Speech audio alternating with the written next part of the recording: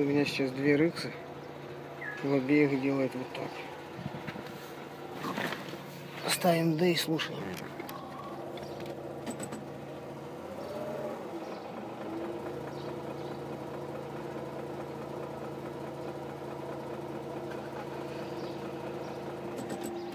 Убираем. Ничего нет. Идем в другую.